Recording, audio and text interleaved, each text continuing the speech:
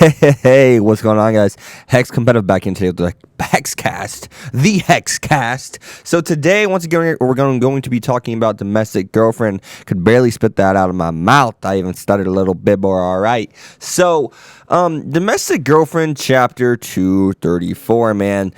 This is definitely going to be focusing on the chapter in and of itself because it's focusing on what we usually talk about, the love interest within the series. So, domestic girlfriend really kind of went for this episode with Serizawa for sure. And I gotta say, I did not expect to see what I'm seeing. I mean, Serizawa going in for the kiss at the end of the episode. And, you know, there's two things to really take from the scene. And the last two panels, we see the first one, which is probably going to be the thumbnail of Serizawa first kissing Natsuo. You know, they're acting out the play, and then she just goes for the kiss. But there's one common theme that we're going to get to after we look at the last panel. Now, the last panel really kind of throws a wrench into all this. And the reason for that is because we don't know which way this is going to go. So, it looks like at the end, the very last panel of this chapter, now neither Natsuo and no Serizawa pulls away. Serizawa initially puts her hands on Natsuo's shoulders, but then at the end, we see that Natsuo actually puts his hands on the back of Serizawa's arms, which wasn't displayed in the panel beforehand, which kind of shows him kind of embracing the kiss. So, looking at the panel, though, if we see that Natsuo is embracing the kiss, which this is kind of what this almost really implies, right? I mean, well, that's what it does imply, not even almost. This is exactly what that implies so far, unless he's actually grabbing the arms to pull them back. I don't know. And maybe, you know, we really do got to ask the question, though, on top of that, has Natsuo fallen into character too much? Has he fallen, you know, within the atmosphere? Those are things that we have to ask ourselves. And the author does a great job, you know. This is credit to the author. That last panel is something that makes us question what's going on. We don't know if it's unrequited right now. We don't know if it's it's just Serizawa kissing him or Natsuo kissing her back. We don't know. I mean, we see that she leans in for the kiss. Of course, she kisses Natsuo, but just looking at that last panel, man, it's hard to tell. Is he resisting? Is he pulling her back? I don't know. And I think this is something that's crucial for the character of Natsuo, especially if you are a big fan of Natsuo's, because, you know, Natsuo is a character that's gone through a lot of distress with the whole Rui and Hina thing, obviously. And whether, you know, are you a Natsuo fan is what I'd ask you, or are you a Hina fan, or are you a Serizawa fan, or are you a Rui fan?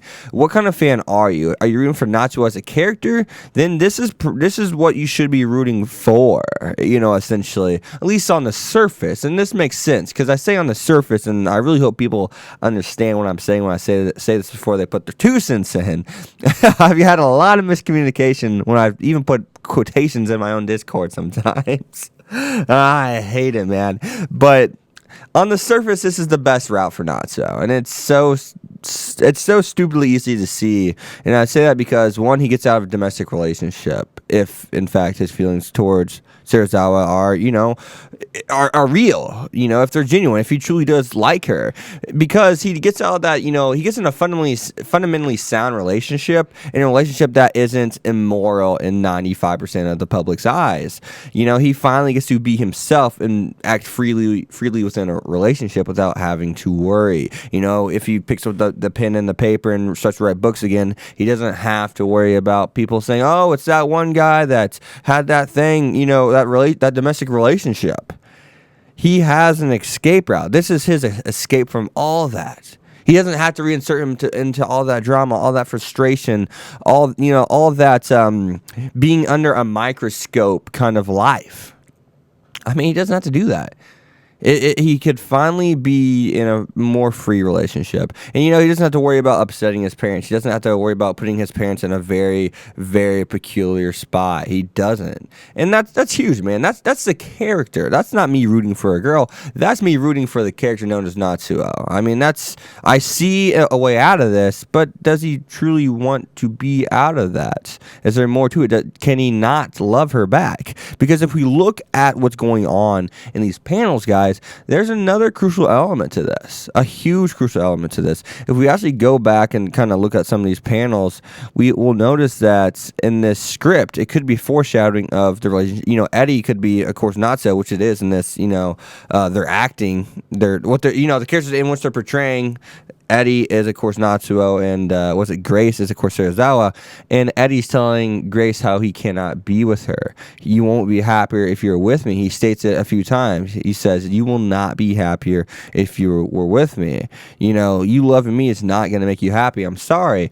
So it's there's a lot of potential foreshadowing that is going on in this chapter, and that's huge, man. That's super huge for this chapter. I mean, Serizawa was talking about how little by little Grace begins to fall for the man who has treated her so kindly, which obviously that is Natsuo, right? He has treated her kindly. Serizawa slowly fell for him more and more, just as Eddie in turn is drawn to her. So obviously we kind of see that during this whole acting thing and them portraying each other's characters, we see that Natsuo is starting to do exactly what that just said, just as Eddie is, in turn is drawn to her. He's starting to get drawn to Serizawa. We see that his heart starts pounding whenever Serizawa starts acting. He's getting drawn to her. However, not wanting to put Grace in harm's way, Eddie is unable to accept her love. So we look at that panel, and to me personally, it makes me feel as if that's trying to say that Eddie, aka Natsuo, is unable to accept Serizawa's love because he's gonna hurt her. The thing before that is the most important. However, not wanting to put Grace in harm's way, not wanting to put Serizawa in harm's way, Natsuo is unable to accept her love. And the reason for that, to me personally, is most likely because he's unstable. He just got over the Rui thing. He just got out over there. He's someone who's still working on himself. He's someone who has not gotten to a place in which he can present himself and be in a relationship, most likely, is what that's hinting at. And it forms a tearful Grace that they can no longer see each other. Now, maybe Natsuo does that, and this is where the disconnect between Serizawa and Natsuo actually happens, because Serizawa's embarrassed that she confessed and she got turned down. No one wants to be hurt. No one wants to be turned down, man. No one wants to be turned down. That's why people hesitant to ask people and or confess to people, because no one wants shit to blow up in their face, man. I mean, hopefully that's not the route this goes, but it's tricky. So the next panel actually says, but when Eddie finds himself in danger thanks to a disdain of, I don't know what that is. It's Grace that provides the clues to save him. So, excuse me. Now, this is where I think that all this is actually based on him writing. I think Serizawa is going to bring his writing back. That's what I'm assuming. So it's Grace that provides the clues that save him. When Eddie finds himself in danger, thanks to the disdain of the proprietress, or whatever the hell it is. Now that may be trying to hint at the foreshadowing of Serizawa helping him get his writing back, potentially. Of course, we know that Hina could be on that too, but Hina said she'll hold on to this stuff. So which leads me to believe Hina's not actually going to be the one to get Natsuo to write again. It's actually going to be Serizawa. And that's pretty easy to, I think, gravitate towards. I think that's it would not be surprising if actually Serizawa is the one that actually gets Natsuo's writing back now, because if you really look at it, it's kind of hitting us in the face. It may be so obvious that we overlook it. Now, this story, Natsuo's getting enveloped within the story. Well, what do writers do? They write stories. And now Natsuo he's not writing a story, he's acting out one, which could easily trigger his writing back. Hina is nothing but the holder of the memories, the holder of the passion. Serizawa is the catalyst, is what this chapter is clearly showing us. I'd be highly surprised, highly surprised if Hina's actually the one that makes him write again. Now, once again, you got to take a step back. Quit thinking about your favorite girl. Quit thinking about anything your favorite girl can do to, help Natsuo. We all got to take a step back. Look at what the chapter's putting in front of you. Hina is the person who's holding the passion. Serizawa is the catalyst, is what this is showcasing me as of right now. Is this subject to change? It could be. Will it most likely change? Most likely, absolutely not. Most likely. I mean, the writer's doing this on purpose. I think this is all foreshadowing. And the connection between acting and writing a story is so close that it makes almost too much sense that Serizawa is going to be the catalyst to help him write again. She's probably going to do it indirectly, like she is now. She's not meaning to. She doesn't know that he can't write. But most likely, well, actually, she does know he can't write. I remember that. But most likely, this is going to be the catalyst. So, I mean, that's really cool to see, man. That's really, really, really, really, really cool to see what this show is doing with the manga.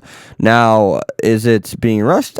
Some people could have said that for a second, but this episode really slowed things down. I really want to see where next episode goes. I want next episode to be a slower chapter. I don't want it to skip through the arc, you know? I want this to be a completely sound arc. I don't want it to skip through things. Go through everything. Be detailed. Be thorough. That's the thing that I hope to see from this arc. And I think it'd make a lot of sense if it was like that. So, I mean, you got to think about that. I mean, what else is going on in the chapter? I think I've pretty much covered everything I've wanted to, but I am going to scroll over this panel really quick here. So, here's the panel that I really want to talk about as well. So, Natsuo, the second time him and Serizawa are outside, says, listen to me, Grace. It's impossible. No matter how strongly you feel right now, I'm sure this is just a passing phase. Now, is it a passing phase for Serizawa? I don't know. I'm not saying all of this is foreshadowed to Serizawa, but I think there's some clear foreshadowing. You know, a good writer is able to hide foreshadowing in front of our faces. I mean, and I think this, at first I had to go back and say, whoa, let me read this again. I was like, wow, is this actually foreshadowing these two relationship? Now, the next panel says, so after we just read, no matter how strongly you feel right now, I'm sure this is just a passing phase. And he says, listen to me, Grace, it's impossible. No matter how strongly I feel right now, this is just a passing phase. Wow. And he was so wooden just a while ago. Being with me won't make you happy. You're wrong. Serizawa responds, aka Grace. And then he says, please try to understand. And she says no. And then of course she goes in for the kiss. You know, so at the end of the day, there's two ways this could go, guys. This could be foreshadowing how Natsuo turns her down and how he's supposed to be Eddie turning down Grace, aka Natsuo turning down Serizawa. Or it could be something to where these two break the rules. You know, they go off script. They don't follow the story of Eddie and Grace, but instead, they follow the story of Natsuo and Serizawa. I mean, she comments on the side during all of this, and it's really weird. It really helps set the atmosphere. But she says, his demeanor, his voice, he's the one leading me. I love you. And we see that look that Serizawa and Natsuo have for one another. We look at that look that they're I'm looking at this panel, and the author's written it artistically and prospectively.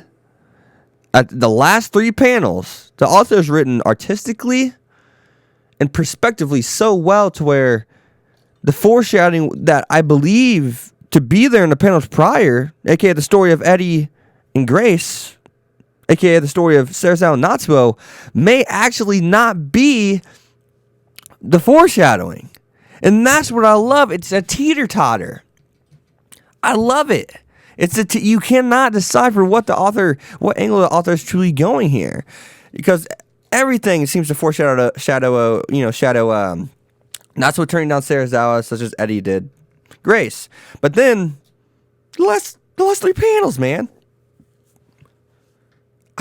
The way they look at each other before they kiss, the blushing both have on their face, the stare each one clearly has in each other's eyes. That's rough. And then Serizawa slowly goes in for the kiss even. As you can see, Serizawa is on her toes. She leans in. She doesn't dart in like the first time, like the first time she kissed him in front of Hina. She doesn't dart in for it. She leans into the kiss. She leans into it. She's on her toes. She leans into it.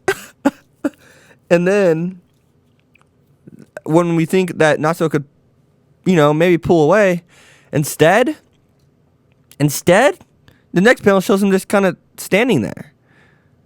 Is it a panel of Natsuo still in the same position as the panel prior? And like he just like, or is this panel supposed to display a few seconds afterwards and they're kissing? Or they're continuously kissing? It's hard to tell.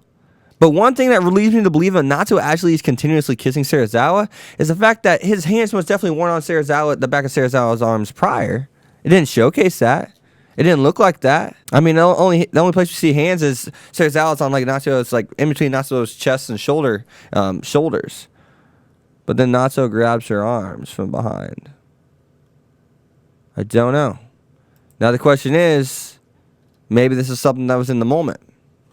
Maybe this is something that's Natsuo is the acting's gotten to him. I don't know. That's a tough question, man. So, yeah, other than that, guys, that's the HexCast for this episode of Domestic Girlfriend. I do apologize if you may have heard a couple burps in the podcast. I was getting a little full of shit when I was trying to review this because obviously I don't know what the fuck I'm talking about. Okay. I roasted myself for anyone that wanted to roast me in the comments. So with that being said, guys, I will see you guys next time. As always, you guys have been Hex. Be sure to leave a like, comment, subscribe, follow me on Twitter at Hex25. And if you like what I do here, check out my Patreon down in the description below and support what I do here financially if you feel it within your heart.